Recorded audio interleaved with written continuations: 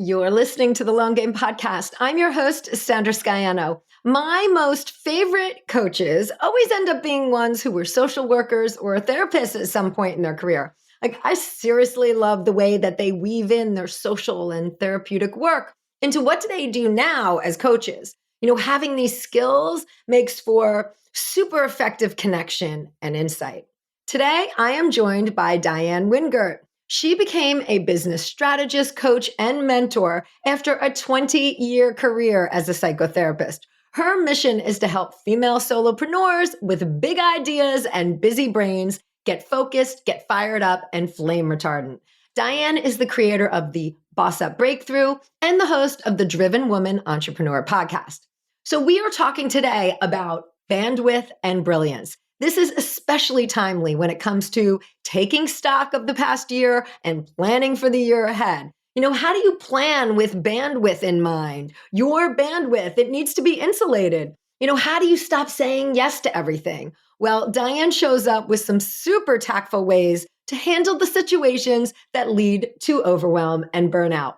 And I especially love how she mic drop closed out this episode, wrapping it all up neatly and tying it with a pretty bow. That is the talent of therapists. They see the big picture and sum it up so well. So listen in. The long game is bandwidth and brilliance.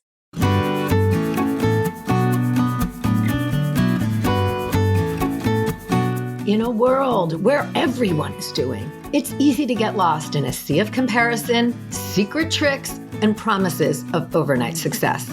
The long game? That's my approach to business. You gotta show up, you gotta do the work, and there are no quick fixes for long-term success. It takes creativity, it takes strategy, and it takes listening to the voice inside you. I'm a web designer, digital strategist, and energetic thinker, bringing you real-world business building experiences, conversations with creators who are out there doing it now, and ideas to spark the energy in your own business. And along the way, we're going to have a little bit of fun as well. So thanks for being here, and let's get to today's episode. Overwhelm. We talk about it here a lot. And as solopreneurs, we think about it a lot, or we try and avoid it a lot. And really, if you get there, it's over. You're past the point of analyzing your bandwidth if you're already there. So today, I am here with Diann Wingert, and we are going to talk bandwidth brilliance. Welcome, Diann. Thank you. Well, what's really fun is that you and I both work with the same type of people, which are really smart, really savvy experts who have had the audacity to take their brilliance online and build a business around it. But the narrative out there is it's easy, it's fun, it's fast, and anyone can do it. But you and I both know that's not really true. And one of the areas that I, as a former psychotherapist, now business coach and strategist, teach every single one of my clients is we have to get really clear on our actual bandwidth, not our theoretical, not our ideal, but our actual bandwidth and our boundaries so that we can preserve our brilliance and prevent burnout. I know that's a mouthful of bees, but bees, right? We'll unpack it together. And listen, I want to just say bandwidth, it is such a cooler word in this whole piece too, and a cooler approach than overwhelm, right? Even just the two words. Bandwidth is a check-in with yourself type of thing. You get to check in. How am I doing? Do I have space for this?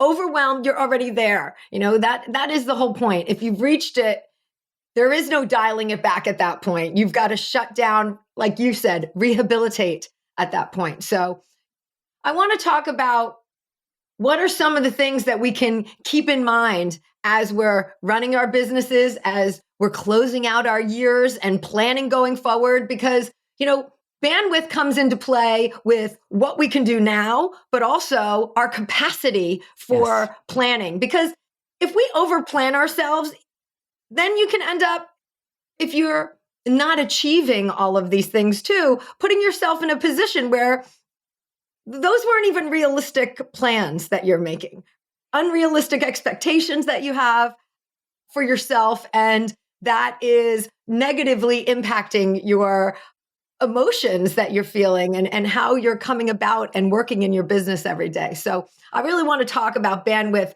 in terms of the what we do now and what we say yes to, what we have the capacity for, but then also the planning bandwidth, because so many of us just load it up.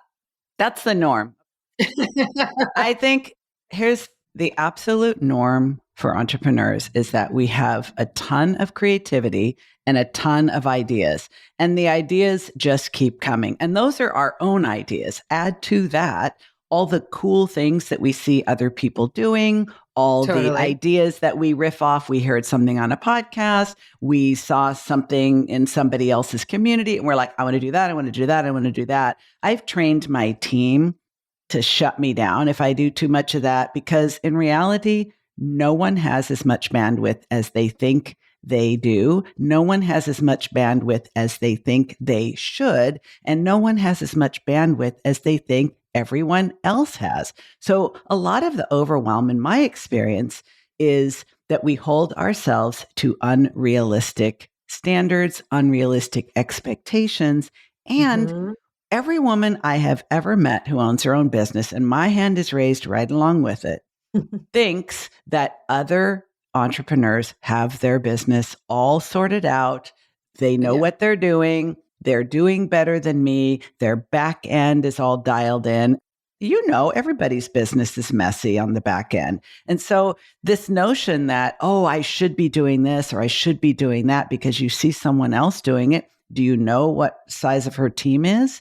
Do you Mhm. know what her other obligations, commitments, and responsibilities are? Do you know if she has a chronic illness? Or, I mean, you know what? We don't know. So we make a lot of assumptions. We set very, very high and unrealistic expectations. And even if you could hit that mark, the ability to sustain it through illness, through the Oh my gosh, right. holidays, through, I don't know about you, but every woman I know, our energy ebbs and flows. And in my experience, mood, energy, and motivation all track together. So if there's something that's depleted your energy, like an illness or anxiety or a loss or worry or whatever, your motivation and your ability to execute on things is going to go with it. So we just keep thinking, I should be doing this, I need to be doing this, or I have been doing this, so I am therefore obligated to continue doing this. You are definitely on the path to burnout. It's just a matter of how long it takes to get there. So, what I do, and here's something I actually am doing right now in the month of November, every November, so that I can start the next year already in momentum and already with space in my Mhm. business and in my mind. Even though I've just gone through the holidays, I do an audit. So I Mhm. literally make a list of all of the software programs that I am subscribed to that I just keep paying for every month. Oh yeah. This is going to get good. I make a list of all of the memberships that I'm a part of. I make a list of all the Facebook groups I've joined. I literally make a list of all of the things that are either a time or money or both energy, time, money, energy, commitments, and obligations. Now, most people, once they have started doing something, they kind of feel obligated to continue and they rarely revisit and ask themselves, is this still important? Is it still necessary? Is it still beneficial? Is it still serving me? Because what I've learned is that even if you, let's just say you remain a member of a bunch of different communities, you know, memberships, group coaching programs, masterminds, Facebook groups, like the whole shebang. Let's just say you actually maintain your membership, but you don't participate, you don't show up, you are not contributing. Even then, it's an energetic drain Mhm. because of the thought that I should be. I wonder if they've noticed they're going to think I'm a slacker, a flake, a lurker, a loser. Plus all those things you think you should be doing too, like Bing, bing, bing, bing, bing. all of the activities that are happening in there, I should be a part of. I didn't get a chance to X, Y, and Z. Recently, I did an episode where it talks all about divine timing. And that kind of comes back into this as well, where it's really like bandwidth is also about understanding your timing and not just your physical timing, but the timing of your life. And when you talk about like, oh, I see that I don't know the resources that other person has, that is also about timing, because you may be comparing yourself to an empty nester and you have young children. Like, it's not an equal play in certain things. So, all of this comes into bandwidth as well on it's your own audit of your taking stock of your own life and your own situation so that you can decide what you're going to let back in. Yeah, it's absolutely true. Like, I do a deep dive. I do a little bit of a clean sweep. Like, I unsubscribe from a bunch of newsletters because I realize they're going to spam anyway because I never open them. So why don't I just do that other person a favor and take myself off the list, because I'm actually hurting their open rates. I'm hurting their conversion rates by just hanging on. So it actually, I get a tiny little bit of guilt, because if I've been a member of a membership or a group program, I don't want to just disappear. So before I leave those things, and let me finish how I talk about the audit. So I make these lists: Facebook groups, email subscriptions, podcasts I'm subscribed to, blogs, memberships, courses, all of that. And then I leave it alone for like a day or two, because it can be very humbling, shocking, maybe even a little guilt-provoking when you look at all these things that sounded like a great idea when you raised your hand, but now you're like, oh my God, like you might feel like I'm too impulsive, or whatever, or at the very least, I'm overcommitted and overextended. So you leave it alone for a little bit. Then when you come back to it, then ask yourself, am I participating? Am I contributing? Am I benefiting? Is there an exchange of value? Or is this I'm kind of like the equivalent of a hoarder, where I have all these things in my life that I'm not actually using, but I don't want to let them go because I think, oh, but I might use them one day, or, oh, I loved that program so much. You're not doing anybody any favors to keep it around, especially yourself, because all of these things are an energetic drain. Even being aware that they exist in your life and you are not involved with them. So the second pass is to go through and ask the questions. Am I participating? Am I benefiting? And if not, it's kind of like when you do a clothing or a wardrobe or a closet audit. If I haven't worn it in 6 months, 2 years, whatever your metric is, it needs to go.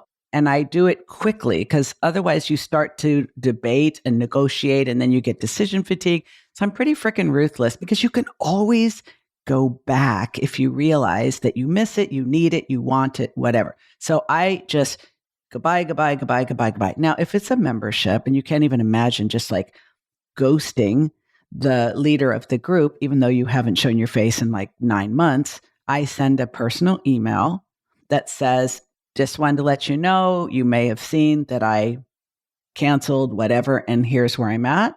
And I've had a number of people say, I'll definitely miss you, but absolutely applaud what you're doing. I think I should probably do this in my business. So once you've actually made those cuts, then take stock of how much money I'm saving, how much time I'm saving, and where could I repurpose that time and that money. But don't make the decision just yet, because right around the time I'm finished with this, it's now heavy duty holiday time. I'm getting emails, texts, phone calls from people. Hey, are you guys going to be around? We're thinking of coming to the area, blah, blah, blah, blah, blah. And I want to fully participate in the holidays. And I don't want to have to say no to a bunch of things because I'm overcommitted to things in my business that I'm not actually even benefiting from.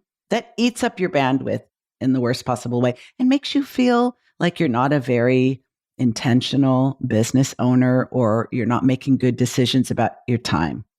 I think that is such a good point, because it is the energy piece, like you said, just having the awareness of these things around you, but it plays on your emotions, right? Knowing that you're not utilizing something you're paying for to the max. Who am I now? Who am I tossing this opportunity or money out the door, so to speak? Like, it then comes back to us in other ways that I don't think we necessarily anticipate. We think, oh, I'm just going to go put it over there and not pay attention to it. But, it can come back to us.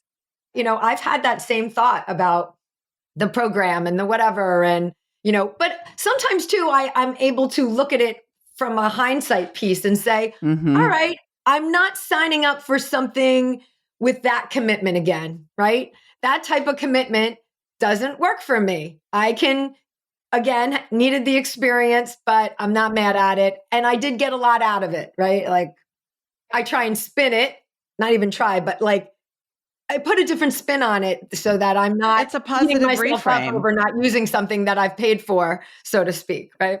It's a positive reframe. I mean, I realize that I have been an impulsive person. I have been a person who has a lot of FOMO. I have been a person who, if everybody's joining this thing, then I want to join too. Oh my gosh, you're making me feel better. I can't even tell you.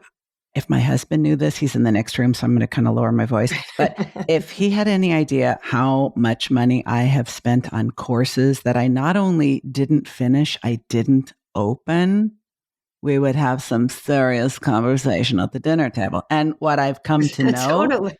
what I've come to know is that this is actually the norm. So while you make a very good point of saying, your health, your stage of life, your stage of business, the season of the year, your other commitments, obligations, and responsibilities, how much white space do you need to be a creative person who can bring joy to your business and not just expect your business to do something for you? All of that requires a level of awareness about your actual bandwidth. And most of us really do expect way too much of ourselves. And we don't recognize that we have exceeded our bandwidth until we develop symptoms. Overwhelm is a symptom. It's a symptom that you are holding yourself to standards that are, at least right now, during this season or this time of life or this stage of business or this time of the year, you are exceeding your bandwidth. So what can you do?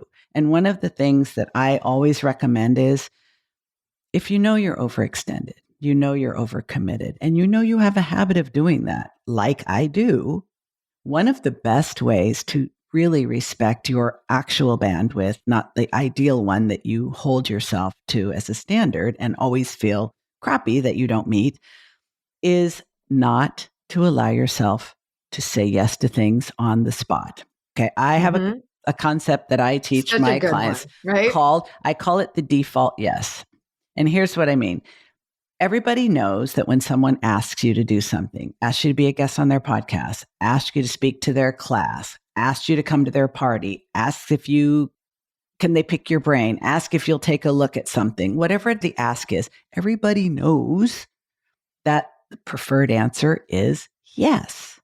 The client says, I know I've already reached my limit of revisions on the website, but I just have this one little thing that I completely forgot about till now. Could you just take a teensy-weensy look? And all of those things, all of those asks, the easiest possible answer is always going to be yes. Why? Because especially the way women are socialized to be people pleasers and to put the needs of others first and to make others happy. And because we want to be liked, we don't want to ruffle feathers. We don't want anyone to be disappointed or angry with us. We say yes so automatically that we do not stop to consider whether it should be a yes, but not now, let me think about it, or I wish I could, but no, or that's not going to work for me. Yes, it just comes out of our mouth just like that. And I won't let myself do that anymore because my pattern, and I think this is true of so many women, we say yes because it makes them happy. It's easy. No always feels like you have to justify why it's a no. I have a problem with that. But totally. But we say yes, and then later we're like, oh no, I shouldn't have said yes. I don't have. How am I going? Totally. So now we're giving up our workouts. Now we're giving up our sleep. Now we're giving up time with our family. Now we're giving up our creative artist date or whatever because now we have to make it work. So instead of overcommitting and then later either forcing myself to exceed my bandwidth or disappointing the person, I never say no on the spot to anything. I say, and I've got a few little scripts in case I feel like, oh no, I don't know what to say. So I have my script so I don't have to think. It's like, that sounds like an interesting opportunity. Pause. Let the fact that they're getting a no sink in. And then say, I need to check with my calendar. I need to run this by my assistant. I need a minute in front of my computer, or I need to take a look at everything else going on, because I don't want to say yes now and disappoint you later. And so it's kind of like, I'm not giving you what you want, but I want you to understand that if I give you a yes later, it will be a yes you can take to the bank, because I'm not going to cancel or renege or ghost you or whatever. And it's rare that people have a problem with it, because it's actually showing consideration. And I've worked that script over time. I wasn't very gracious in the beginning. I was like, I can't do that. Why are you asking me? Right. Oh, no. Now I'm like, never so bold. I think hit for the me, pause button. I end up being so excited by things. I am like, oh my God, that sounds like so much fun. I'm so in. And then the reality of like, I'm excited. I want to go to the party. I want to go out to dinner. I want to do those things. But the reality of all the other stuff I have, picking my kids up, going to a game, doing this, have to do that. Deadlines. Like, then that sets in. So I'm like, I had to figure it out. Right. Yeah. And that's actually, a tough one for me in bandwidth. Because you know what? In my head, I wanted party. It's a really good point, because the example that I was giving, Sandra, was saying yes because you kind of feel obligated. Right. But you're talking about saying yes because it sounds exciting on the spot. And I'm just as guilty of that. So even when it sounds totally exciting, I'm almost 1,000% sure I have the room for it. I will still hit the pause button, because I don't ever want to have to cancel or no show or come up with a lame excuse again. I've done that too many times in my life. It never felt good. And I'm an excitable person. So yes, exactly. That happens with me. And, now I try and work on saying yes immediately. It is a good thing to sit down and pause, just to add that pause. I mean, that's such a healthy thing to do no matter what. I can still say, oh my gosh, that sounds like so much fun. Yes. I would love to come, but I have to check. Yes. So they get better at that. I've gotten better. But that's perfect, because they see that you are genuinely excited, and they're going to have to wait a little bit to make sure that it's going to work for both of you. That's the confirmation. Perfect. Totally. And in this whole conversation, I mean, we've got to set up some boundaries along the way, right? Like, bandwidth without boundaries. Burnout. So let's talk a little bit. I mean, we just said one of the boundaries could be a pause and not answering right away. There are these pieces that we need. Boundaries, we need them with our family. We need them in our business. We need them across the board. So one of the ways that I think to me, it's become a no-brainer, but I realize that a lot of people don't think of it this way, especially when you're getting started.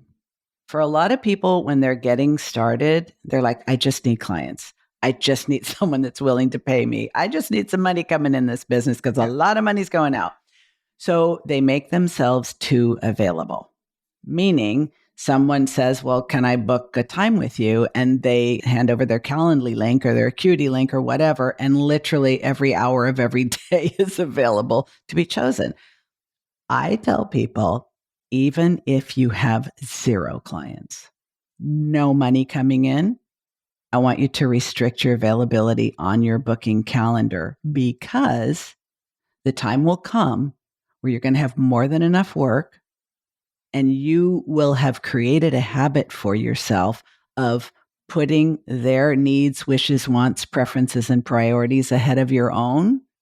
So that if you decide later, I need to restrict my access because I'm getting overwhelmed and burning out, it's going to feel bad to you. So I would much rather have you restrict access to you in the beginning, or even if you are pivoting and you're not totally booked yet, or you're changing your business model, really do it intentionally. You're not trying to create a game. I've had people say, "Oh, you should do that to make it look like you're more busy than you are so people will want you." That's not what I'm talking about. What I'm talking No, about not at is, all. Not at all. Right. for example, if you are on the West Coast like I am, and you make yourself available to people on the East Coast like you are, if it's going to be a hardship for you, for your energy, for your mood, for, your health, to book an appointment with that person at 9 a.m. their time, which is convenient for them, but it's 6 a.m. your time, and that doesn't work for you physically, Oh emotionally, my gosh, mentally, totally. or with your family schedule, block that time. When I first started in my previous business, my schedule was all over the place. It was like I was such an eager beaver. It was like, well, what would be a good time for you? And then that there'd be like really early, really late, big gaps in between. I'm like, this is ridiculous. So part of respecting Yeah, your and you're bandwidth, running around. You're like, I've got something at 7 a.m. I've got something at 6:30 p.m. rather than it's not getting into a efficient. groove of things as well. And also, what's super funny about, funny like ironic, not funny, haha, is that so many of us start our business because we don't want to have a boss. But when you run your business like that, you got like however many bosses Oh you yeah, have as client. totally. You're literally step and fetch it, running all over the place for them. So if you need to stop working at 3 p.m. because you have kids at home, then that's what you do. And there will be difficult conversations at times. I have had a number of these where someone says, I'd love to work with you, and this is when I'm available. And it is during that middle of the day time when my energy dips and I take a siesta, and I have to say, I won't be able to work with you then. If that's really honestly the only time you can do it, can I refer you to someone else who may be able to accommodate that need? And nobody wants to turn away business, especially when it's like an ideal client, but there will be other clients. 100%. That's a boundary you have to be willing to set to protect your health and your ability to stay in business for the long game. I feel like those are non-negotiables that we have to stand up for ourselves That's what I and put call in them. place. I'm big on time blocking. I block out whole days, mornings, and you can have multiple calendars. That is the other piece. Like, start to use your technology in different ways. You don't have to have one calendar that you send out to people. You can have Mm-hmm. multiple calendars that have different times available. So you can create a client calendar. These are the times I'm doing client calls, Tuesdays and Thursdays. Those are the only days open for booking. On the other calendar, there's no Tuesdays and Thursdays available because, so you can make these multiple calendars and send out different links or have different pieces. That is all the joy of understanding the technology and the software that you're using to be able to like get creative to serve yourself and to help you with your planning along the way. And it protects your brilliance too, Sandra, because here's the thing. I help people discover their zone of genius. I help people discover from their experts, legitimate experts. They have a body of work. But if you want to be known for something, you, in my experience, kind of need to narrow it down and decide what is the thing that I want to talk about for the next 3 to 5 years and I want to be known for. I want to be the go-to gal. And in order to protect your brilliance, so every time you show up and teach a masterclass, every time you show up and teach to someone else's community, every time you do a podcast interview like this one, you are able to be at your best. How many, talk about bandwidth again, how many of those interviews can you do on a given day or a given week and still be brilliant? Mm-hmm.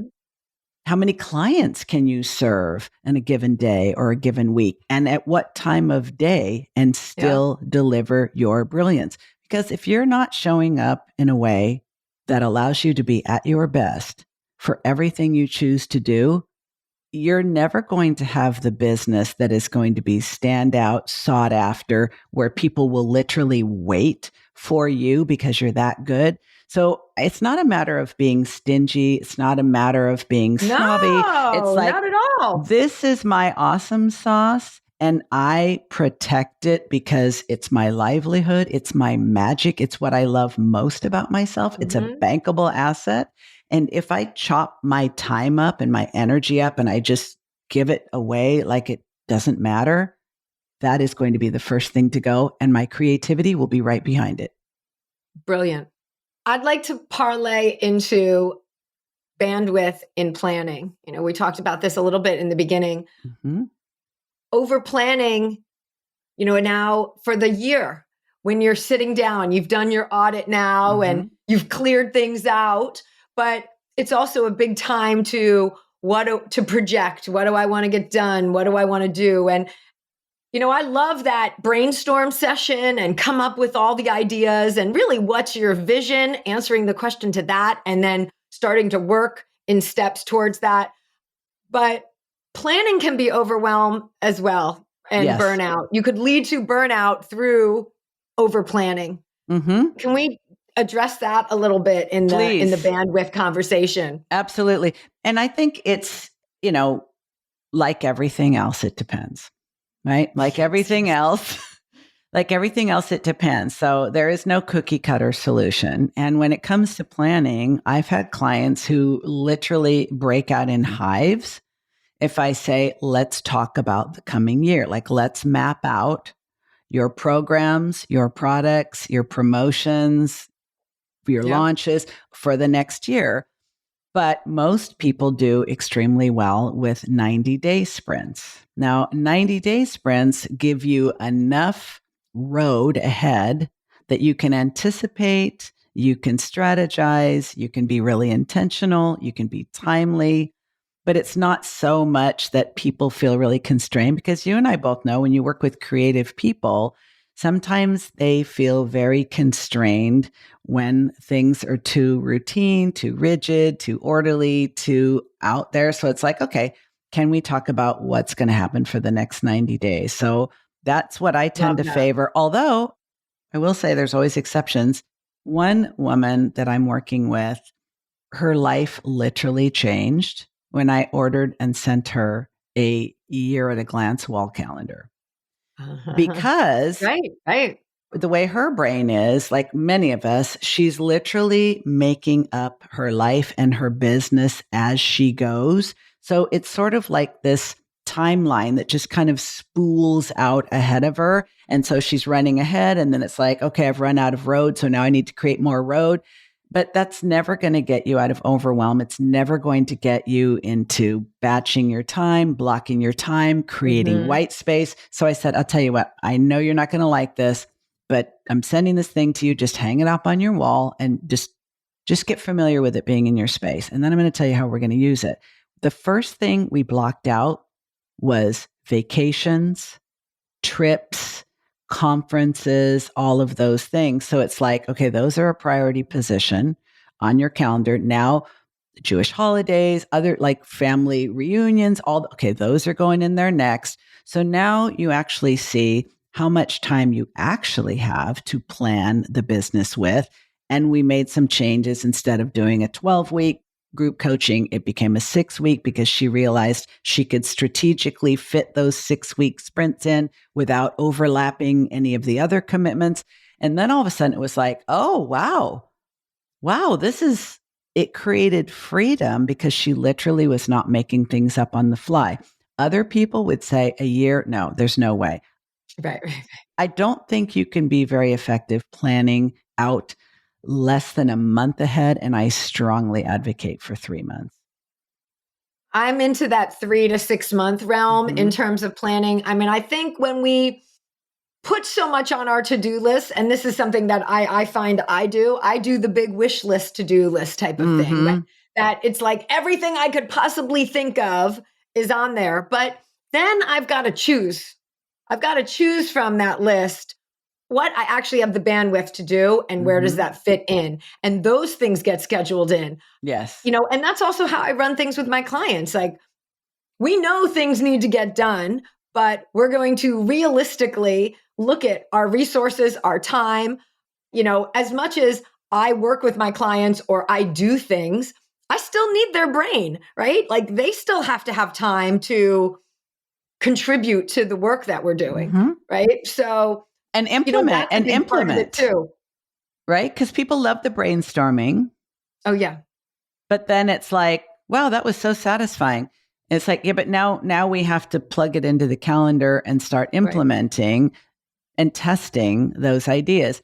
A 90-day sprint gives you time. But another thing when it comes to planning is, and I think especially this time of the year, end of year, a lot of people have this idea, nobody buys in Q4. Nobody's signing up for coaching programs. Nobody's buying consulting. Nobody's signing up for big packages. I'm just going to ride out the rest of the year and just, enjoy the family time. That's great if you planned it. Right. Because if you didn't plan it, if you just say, I'm not going to create new offers. I'm not going to do outreach. I'm not going to promote anything. I'm not going to network because nobody's going to anyway. What's going to happen is that all of your consistent habits, the ones that keep your business rolling forward without a lot of effort, because inertia, a body at rest remains at rest. A body in motion remains in motion. So if we slow everything down and it wasn't planned ahead, like you've got all your stuff that is automated, right? And will keep on going even though you're skiing somewhere. If you didn't plan it ahead and automate it and systematize it, or you have a team to do it for you, what's going to happen is that everything that you are in the habit of doing is going to slow stop. And if you think that when January rolls around again, you are automatically, like magic, have the energy, the motivation, and be in that highly forward-thinking mood and immediately start going, think again. Like what's going to happen is you're going to be like, oh, now I have to get from 0 to 90. Yeah. It's the big ramp up. So, which is why I think why this whole notion of New Year's resolutions has ever been popular, because so many people just slow down to nothing and then they literally have to start from nothing. So what I like to say and what I practice is stop thinking of your energy, your effort, all the things that you're creating like an on-off switch. You're either on, so you're like all the way on, or you're all the way off. Think of it like a dimmer switch. So I have 2 of the quarters of the year tends to be spring and fall. I'm dialed all the way up. And then summer and winter, I'm dialed a little bit down, but I never dial all the way down because I don't want to have to start from absolute stop. How would that look? Like, what are things you can do less of and still keep moving forward? What are things you can delegate, outsource, minimize so that you're still doing them? You're not disappearing, but maybe instead of posting 7 days a week or 5 days a week, you post 3 days a week so that you can then dial it back up in January. I take less clients in the summer. I'm only working with a couple that can go through and get through in this amount of time because my hours reduce and it's family time. So I can do more in the beginning of the year in the spring, right? But come summer, it's, I put that's a fall start. We'll start again in the fall together if you. Yeah. But that's by design and by intention. By design, yes. Because you respect your bandwidth and your other commitments, and you do not overextend yourself and then feel exhausted, overwhelmed, resentful, or have to disappoint people. And I have felt like that. And I have not done this. And it's all also, again, we've talked about what's the business you want? Why did we get into this, right? Like, I got into this to be able to spend time doing what I want. Well, that means doing this in the summer, right? Like, it doesn't mean churning and churning and churning. And when you do not respect your boundaries and your bandwidth, and it leads to burnout, it's coming out of a hole you've got to climb up. Yes. To get out. Yes. And that's why you dial down, you don't stop. It's so much harder. It's even more work on the other side of things. I think taking time and being thoughtful about your planning and your bandwidth And what do you really want? What are you getting out of your business? What do you want to do? What do you want to spend your time doing? Who do you want to spend your time with? And that even means how many clients. Is there another way you want to serve people because you want to work with more people, but they can't be one-on-one, right? They can't all be one-on-one. So all of those things, those are questions that you need to ask yourself in the bandwidth conversation, in the planning conversations, so that you wrap it all up in a way that doesn't lead to burnout for you going forward. Yeah. And actually, the biggest thing I think that leads to burnout that we can all fix for ourselves, and in fact, we have to fix for ourselves, is this notion that my business needs to look like X. Your business doesn't need to look like anybody else's business. And all the people out there selling, this is the way to an XX business, or this is what you need to do to have. There are no freaking rules. You can create the business that is uniquely suited to your brilliance, your bandwidth, your lifestyle, your stage of life, what brings you joy, what makes you feel like a freaking rock star.